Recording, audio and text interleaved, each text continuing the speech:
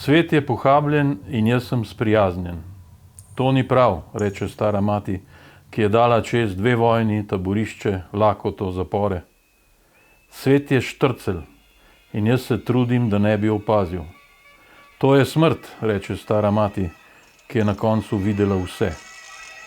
Svet je blatni dol in jaz postajam njegov del. To je hujše od smrti, reče stara mati, ki je že davno ni več. Ne videti, ne upreti se, zgodovina se ponavlja. Nihče ti ne oprosti, tudi če gledaš stran, si zraven in kriv.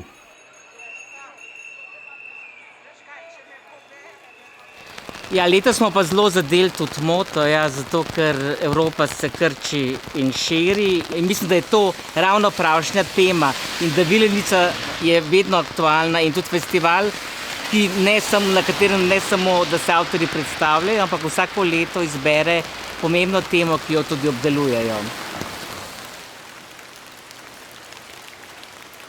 Letošnja Vilenica bo posebna v tem, da je pravzaprav še za eno stopnjo od literature naprej oddaljena od resničnosti.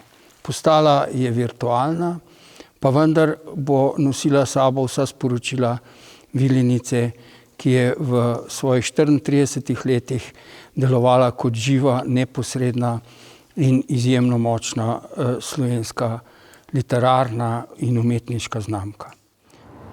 Antologijo sodobne islandske literature smo poimenovali Glasovi v zraku. 21 glasov za 21. stoletje, sva v šali rekla z islandskim urednikom Sverrirjem Nordlandom. Pravijo, da vsak 10. Islandec napiše knjigo in hkrati, da so med najboljšimi in bralci in kupci na svetu. Ustvarjanje te knjige nas je zajelo v čudnem času. Svet se je ustavil nenadoma, za trenutek nas je vrnil k sebi. Po tem premoru je še jasneje, da se umetnost nadaljuje.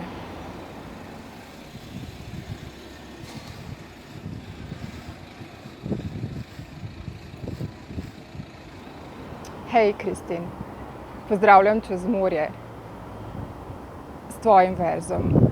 Nebo je resnično lačno, brez zobo se smeji med grižljaji.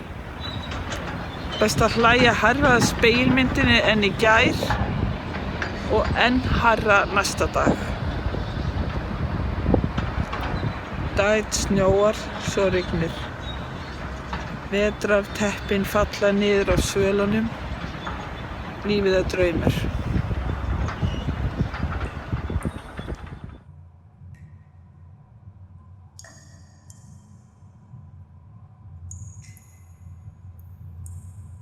Musíš zmeniť svoj život, napísať báseň ako dýchanie pod snehom, ako telo svetla, jaskyňu s korienkami slov, kde ochraňuješ svoje dôvody k životu.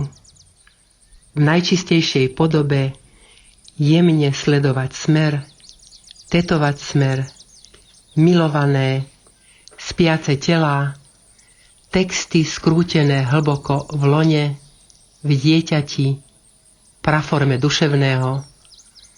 Vždy z toho istého pretrvávanie oslobodené od úteku. Na koni zamrzne tieň pomalej lukostrelkyne.